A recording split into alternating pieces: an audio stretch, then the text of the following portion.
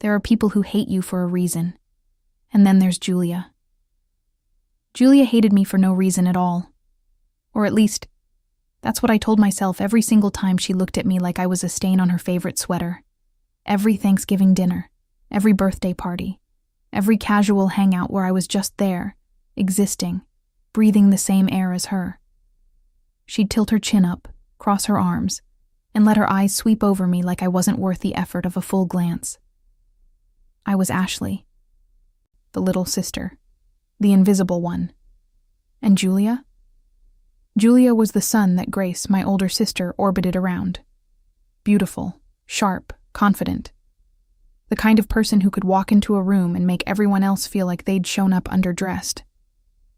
I never understood why she hated me so much. Until one rainy October night in New York, when a broken-down taxi, a thunderstorm, and a 3-word confession changed absolutely everything. Leave a comment telling me which city you're listening from so I can see how far this beautiful story is reaching. And take the chance to subscribe to the channel, helping me reach 3,000 subscribers. October 12th, 2025, Brooklyn, New York. The autumn rain was coming down in sheets, turning the streets of Brooklyn into a mirror of yellow taxi lights and blurred neon signs. I was standing under the awning of a small Italian restaurant on Smith Street, my hair already ruined, my heels soaked, and my mood somewhere between I want to go home and I want to disappear. It was my sister Grace's engagement party. Correction. It was Grace's second engagement party. The first one had been 3 years ago, with a guy named Derek, who turned out to be a walking red flag with a finance degree. This time it was Noah, a gentle, bearded architect from Vermont, who actually seemed to love her for real. I was happy for her, genuinely, but I was also exhausted, because Julia was there. I spotted her through the restaurant window before she spotted me. She was laughing at something Noah's mom had said, her dark hair falling in perfect waves, her burgundy dress hugging her frame like it had been sewn onto her skin. She looked like she belonged in a magazine spread titled Effortless Elegance. I looked like I'd been caught in a hurricane while holding a glass of cheap red wine, which technically I had been. The party had ended an hour ago. Grace and Noah had left in an Uber, giggling and drunk on happiness. I'd stayed behind to help clean up, because that's what invisible little sisters do. And now I was stuck. My phone showed no Ubers available within a 15-minute radius, and the subway station was 6 blocks away through what was now basically a monsoon. I was about to make a run for it when the restaurant door swung open. And there she was. Julia stepped out, holding a black umbrella that was clearly too small for the weather. She stopped when she saw me. Her eyes did that thing they always did, that quick, dismissive scan that made me feel like a bug under a microscope. Ashley. Her voice was flat. Julia. I matched her tone. She looked at the rain. Looked at me. Looked at the rain again. I could almost see the internal debate happening behind her eyes. Do I offer her a ride and be miserable, or leave her here and feel guilty for the next 3 days? Where's your car? She asked. I don't have one. Where's Grace? Gone. Where's your dignity? I blinked. Excuse me? She sighed, long and dramatic, like I was personally responsible for the weather. There's a taxi stand 2 blocks east. I'm walking there. Try to keep up. She didn't wait for my answer. She just turned and walked into the rain, her umbrella tilting forward like a shield. I should have said no. I should have stayed right there and waited for an Uber like a normal person. But the rain was getting worse, and my feet hurt, and some part of me, some stupid, stubborn part, wanted to prove that I wasn't afraid of her. So I followed. The taxi stand was empty. Of course it was. Julia stood at the curb, her phone glowing in her hand, her jaw tight. I watched her refresh the Uber app 3 times, each time with increasing violence. The rain was dripping off the edge of her umbrella, and I noticed, with a tiny, petty satisfaction, that her perfect hair was starting to frizz. "There's a storm warning," she said, not looking at me. "All the drivers are surging. It's going to be 40 minutes minimum." "Great."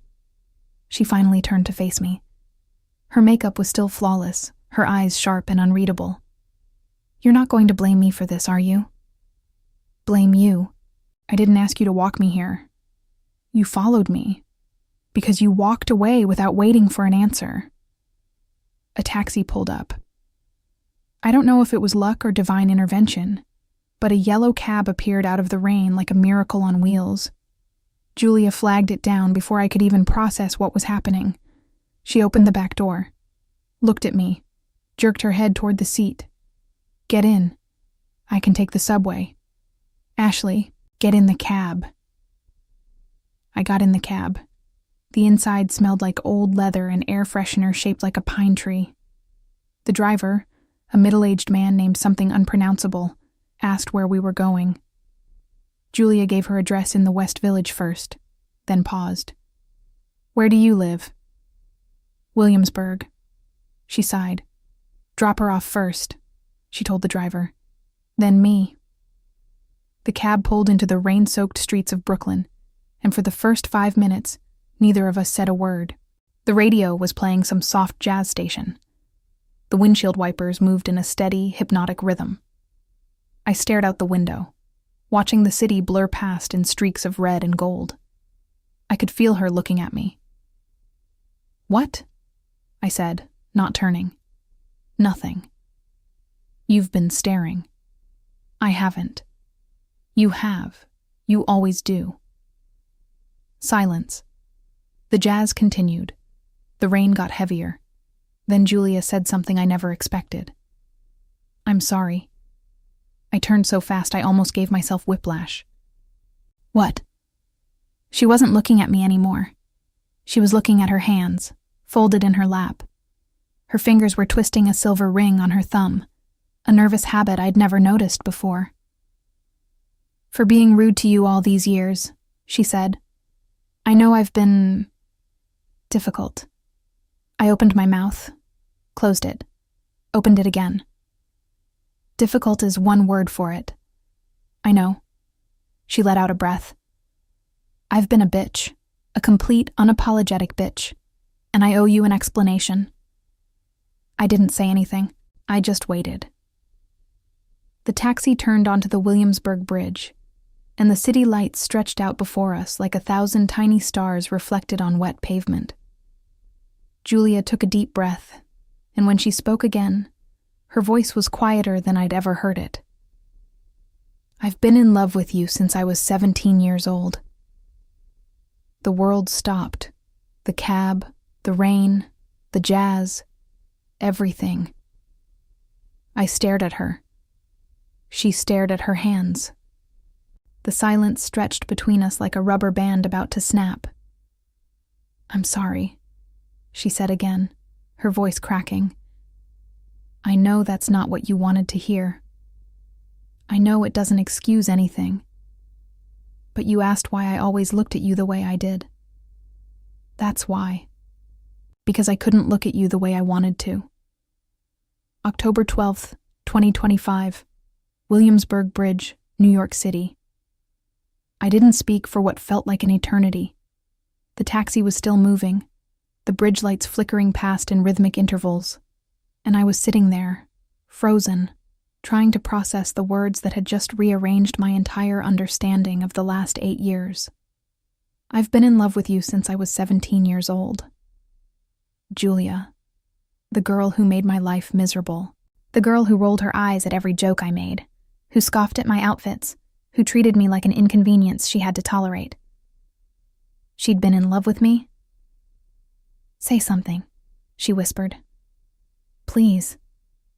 I shook my head. "I don't understand. You hated me." "I didn't hate you." Her voice was raw, stripped of all the sharp edges I'd known. "I was terrified of you. There's a difference." "Terrified? Of me?" "Yes." She finally looked up, and her eyes were wet, not from the rain. "You were Grace's little sister, off limits, untouchable. and I was so scared of how I felt that I turned it into something ugly.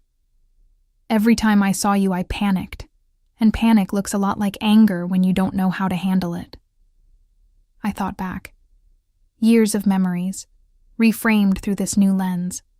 The way Julia always positioned herself as far from me as possible at family dinners. The way she'd go quiet when I entered a room. The way she'd snap at me for no reason, then avoid my gaze for the rest of the night. It wasn't hatred. It was fear. "I'm not asking for anything," Julia said quickly. "I don't expect you to forgive me. I don't expect anything at all. I couldn't keep carrying this. Not anymore. It was eating me alive." The taxi pulled onto my street. The driver slowed down, looking for the right building number. I still hadn't said anything. Julia wiped her eyes with the back of her hand.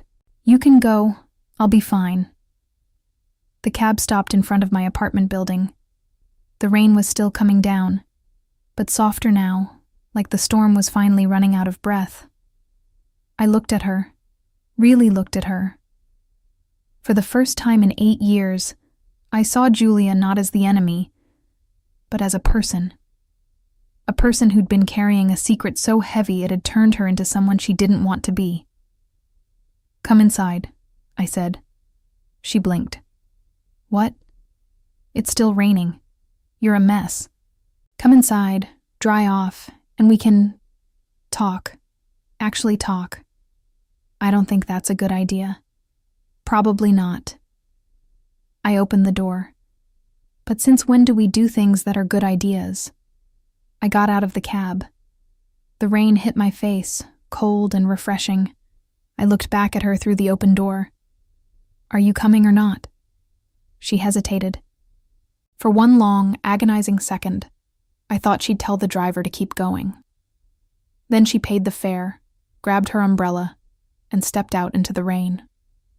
My apartment was small, cluttered, and warm.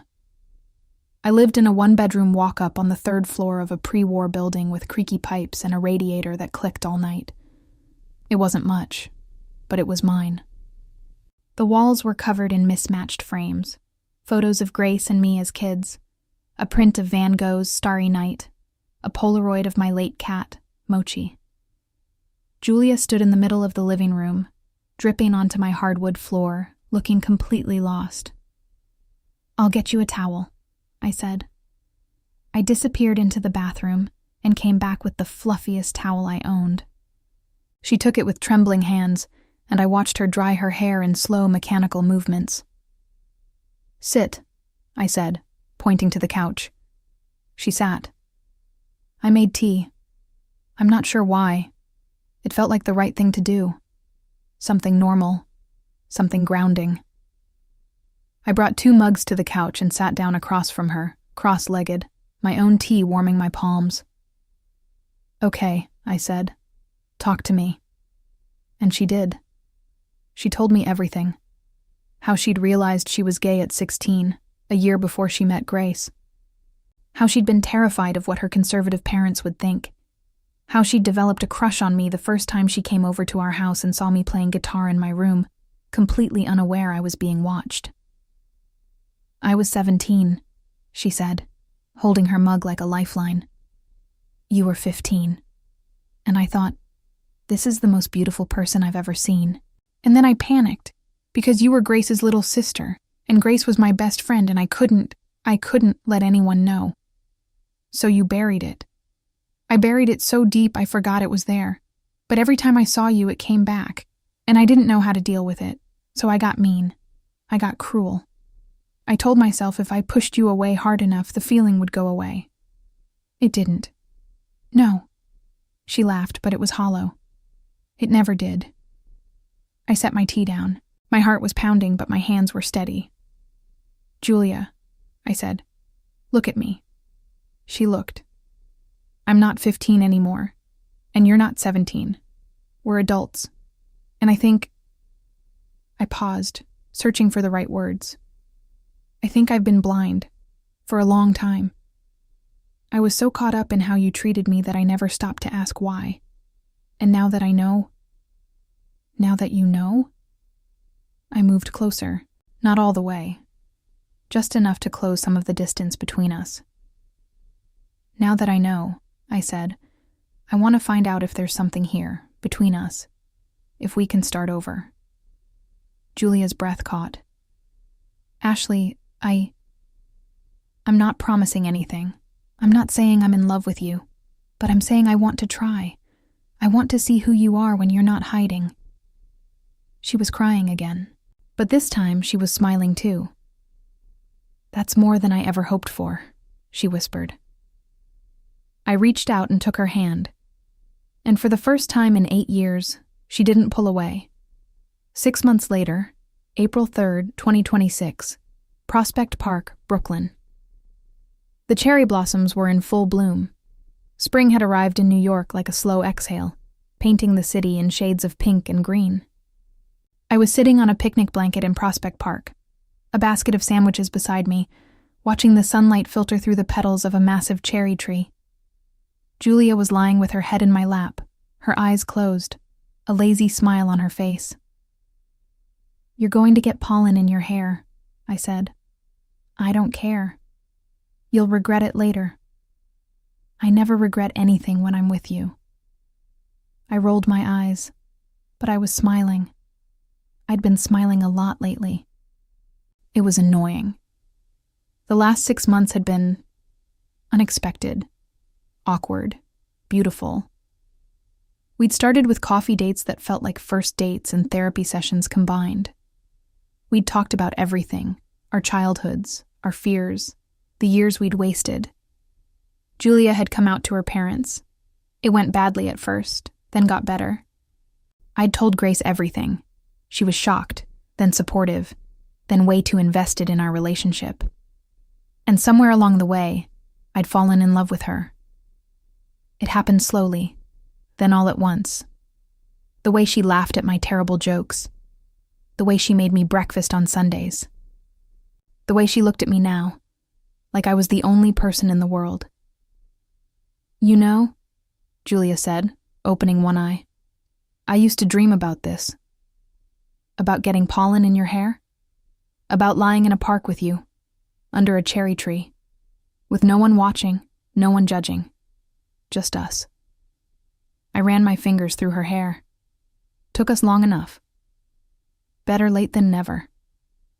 A breeze swept through the park, carrying a shower of pink petals around us. It looked like something out of a movie. I half expected a soundtrack to start playing. Hey, Julia said, sitting up. She turned to face me, her expression suddenly serious. I want to say something. Okay. Thank you. For giving me a chance. For seeing past all the walls I built. For not giving up on me. I cupped her face in my hands. You're welcome. And thank you. For finally telling me the truth. Even if it took a taxi, a thunderstorm, and 8 years of emotional constipation. She burst out laughing. Emotional constipation? Best description I've got. I love you, Ashley. The words hit me like a warm wave. I leaned in, our foreheads touching. I love you too, Julia. Even though you're still a little bit of a bitch. Only a little? Fine, a medium amount. She kissed me. The cherry blossoms rained down around us, and somewhere in the distance, a dog barked, a child laughed, and the city hummed its endless song.